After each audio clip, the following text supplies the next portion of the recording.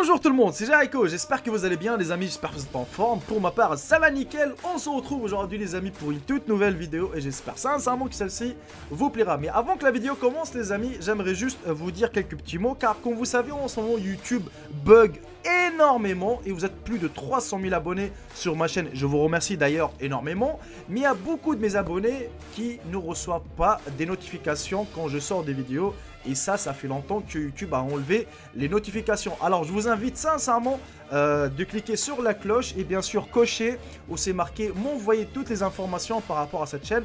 Comme ça, vous serez au courant à chaque fois que je sors des vidéos. Pourtant, j'en ai sorti plein, mais beaucoup d'entre vous ont raté les vidéos et ça serait vraiment dommage de ne pas les regarder. Sur ce, les amis, je compte vraiment sur vos partages et sur vos nombres de j'aime dans cette vidéo. Sur ce, bon visionnage à tous et à toutes. C'est une histoire complètement incroyable que celle de cet homme et de son fils que l'on pourrait appeler le vrai Tarzan, qu'ils ont vécu plus de 40 ans isolés du monde extérieur.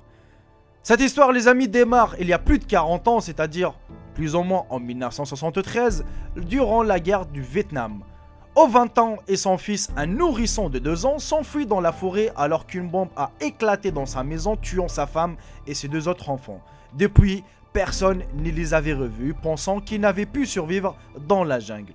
Mais en 2013, 2 villageois de Dietrich Taitara se sont aventurés profondément dans la forêt en cherchant du bois et ont remarqué une curieuse cabane en forme de nid d'oiseau dans une clairière près d'un ruisseau.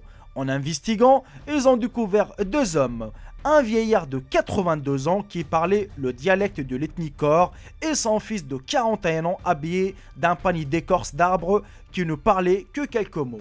L'intervention des autorités identifiera ces 2 hommes comme Ovan Tran et Ovan Lang. Après plusieurs enquêtes, Ovan Tri, le fils cadet du Tran qui avait échappé à la bombe, aurait retrouvé les 2 hommes il y a plus de 20 ans dans la jungle, mais n'aurait pas réussi à les convaincre de revenir à la civilisation. Bien qu'il leur ait régulièrement apporté des vivres comme du sel ou de l'huile, ils ne l'ont jamais accepté. Les 2 Tarzans ont vécu de manioc, de maïs, de baies et ont cultivé un champ de canne à sucre près de leur cabane. Ils ont fabriqué leurs propres armes comme du couteau, des haches, des arcs à flèches pour la chasse. Pour les vêtements, ils ont utilisé les écorces d'arbres. Le retour à la pseudo-civilisation est très difficile pour eux. Et même si le fils cadet prend soin de sa famille au village Trakem, il espère repartir dans leur cabane dans la jungle où ils ont vécu à 6 mètres de haut à l'abri des bêtes sauvages. Ils sont pour le coup en espèce de liberté surveillée et des efforts sont réalisés pour les réintégrer dans la société. L'histoire de ce bambin devenu un homme n'est pas sans rappeler celle du mythique Tarzan. Sigiriya, aussi appelé le rocher du lion, est sans conteste l'une des merveilles de Sri Lanka.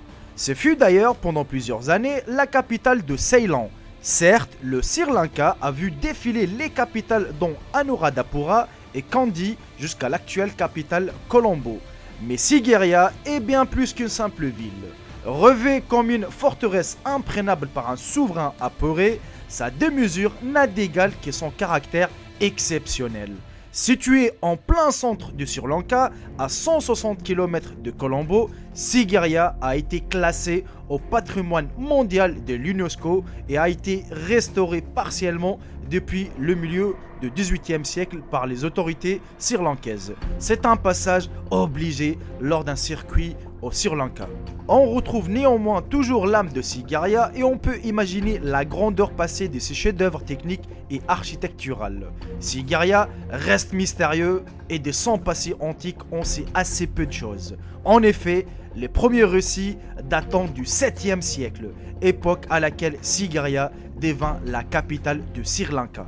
Néanmoins, des signes ont été observés dans une grotte démontrant que cet endroit exceptionnel était déjà habité avant l'installation du souverain sri-lankais et de sa cour. Les amis, quand on vous parle de fleurs, à quoi pensez-vous sérieusement? À des tulipes, des roses ou encore les petites pâquerettes qui jonchent les pelouses? Rien d'étonnant à cela. Et ben pourtant, il existe des fleurs beaucoup plus extraordinaires que celles-ci, des fleurs présentant des caractéristiques hors du commun, et c'est le cas de Rafflesia arnoldi. Cette plante se trouve dans les forêts humides de l'Indonésie, de la Malaisie et du sud de la Thaïlande et doit sa célébrité à la taille record de sa fleur. En effet, la Rafflesia arnoldi, les amis, produit tout simplement la plus grande fleur simple du monde, avec un diamètre atteignant souvent le mètre et un poids pouvant dépasser le 10 kg. La plante, qui appartient à la famille de Rafflesiaceae, ne possède ni tige, ni feuilles et même pas de racines, mais tout simplement une gigantesque fleur rouge ocre qui présente une symétrie radiale à 5 pétales cloqués de pustules crémeuses. Ne possédant pas de chlorophylle, cette plante, les amis, ne réalise pas de photosynthèse. Mais alors, sans feuilles et sans racines, comment fait-elle pour survivre et se développer? C'est là la question. Eh bien la réponse est simple, les amis. La Rafflesia arnoldi est ce qu'on appelle un holoparasite, c'est-à-dire une plante qui va en parasiter une autre pour obtenir des matières organiques, comme de l'eau et des sels minéraux. La plante est spécifiquement connue pour parasiter les tétrastigmas, des vignes ligneuses présentes dans les régions tropicales. Une façon hôte trouvée, la Rafflesia arnoldi va s'insérer dans ces tissus et résider par le biais de filaments internes. Tant que la floraison n'a pas démarré, la présence de la plante parasite est insoupçonnable. Les vignes paraissent normales, mais dès que la plante est prête, généralement après 1 à 2 ans de développement, un bouton floral se forme et va émerger des tissus de la plante parasitée. Et à part sa taille impressionnante, les amis, la Rafflesia arnoldi présente une autre caractéristique notable, une forte odeur de viande pourrie, qui lui vaut parfois le surnom de fleur cadavre. Cette odeur provient du disque corollaire qui libère des grandes quantités de phéromones afin d'attirer les mouches. Ces derniers vont alors se charger de la pollinisation des fleurs. À l'heure actuelle, on ignore combien de Rafflesia arnoldi persistent à l'échelle mondiale. Néanmoins, les spécialistes estiment que les chiffres sont en déclin en raison de la destruction des forêts primaires qui progressent en Asie du Sud-Est. Un phénomène qui pousse à considérer l'espèce comme en danger, mais Rafflesia arnoldi n'est pas inscrite sur la liste rouge de l'Union internationale pour la conservation de la nature. Les mystères ne manquent pas dans le domaine de l'archéologie et celui-ci a longtemps intrigué les spécialistes. D'où peuvent bien provenir les énormes sphères de pierre trouvées au Costa Rica? Si la perfection de leur forme en a fait fantasmer beaucoup, les archéologues sont formels. La réponse est non. Les extraterrestres n'ont rien à voir avec ces sphères. Les premières sphères ont été découvertes dans les années 1930 lors de défrichages menés dans la jungle. À cette époque, la soif mythique de l'or poussait certains ouvriers à aller jusqu'à dynamiter les boules pour découvrir leur contenu. Malheureusement, leurs espoirs n'ont jamais été récompensés. Aujourd'hui, plus de 300 sphères ont été découvertes dans le sud de Costa Rica, posées dans la forêt, voire enterrées.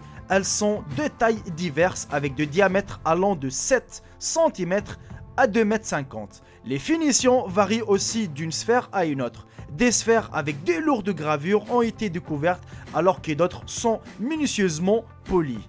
La majorité d'entre elles ont été réalisées en taillant des blocs de gabbros, une roche magmatique. La taille se faisait en partie ou totalement près du site d'extraction avant que les sphères ne soient déplacées. Le trajet estimé par les archéologues pouvait aller de 3 à 9 km. Après plusieurs années, leurs recherches ont permis d'élier ces boules de pierre à l'ancienne culture d'Iki qui prospérait de 700 ans à 1500 ans après Jésus-Christ. Les plus vieilles sphères, cependant, remonteraient à 300 ans après Jésus-Christ. Des sphères ont ainsi été créées dans la région pendant plus de 1000 ans. Les scientifiques pensent que la région a connu à cette époque un important changement dans l'organisation hiérarchique. Quelques tribus éparses se seraient regroupées sans une organisation sociale plus complexe, donnant naissance à la culture d'Iki. La production des boules est alors devenue intensive avec ce regroupement des forces de travail. Mais pourquoi ces sphères est-elles fabriquées? Quelle était leur fonction? Il reste très peu de traces de la culture d'Iki. Aussi pour l'heure, l'essence de ces sphères demeure un véritable mystère qui pourrait bien ne jamais être percé. Il y a plus d'un demi-siècle, au cœur des jungles de Guatemala, une tête de pierre gigantesque a été découverte. Le visage avait des traits fins, des lèvres minces et un gros nez et son visage était dirigé vers le ciel. Étonnamment, le visage possédait des traits caucasiens qui ne sont pas compatibles avec l'une des races préhispaniques d'Amérique. La découverte a rapidement attiré l'attention, mais tout aussi rapidement elle a glissé dans les pages de l'histoire oubliée. Des nouvelles de la découverte sont apparues lorsque le docteur Oscar Rafael Padilla Lara, docteur en philosophie, avocat et notaire, a reçu une photographie de la tête en 1987 avec une description disant que la photographie a été prise dans les années 1950 par les propriétaires du terrain où la tête avait été trouvée et que c'était situé quelque part dans les jungles de Guatemala. La photographie et l'histoire ont été imprimées dans un petit article dans les bulletins d'information Ancien Skis, qui a été repéré et lu par l'explorateur et auteur bien connu David Hatcher, qui a cherché à en savoir plus sur la mystérieuse tête de pierre. Il a traqué le docteur Padilla, qui avait déclaré avoir trouvé les propriétaires du terrain, la famille Biener, sur lequel le monolithe a été trouvé. Le site était à 10 km d'un petit village à la Democracia dans le sud de Guatemala. Et on arrive malheureusement à la fin de cette vidéo les amis, j'espère sincèrement qu'elle vous aura plu. Si c'est le cas, n'hésitez surtout pas de la partager un maximum, de mettre un bon petit j'aime, c'est la récompense. Sur ce, je vous embrasse tous et je vous dis à très bientôt pour une toute nouvelle vidéo. Salut tout le monde, c'était Jericho, bye bye, ciao ciao. Je vous aime tous mes frères et sœurs.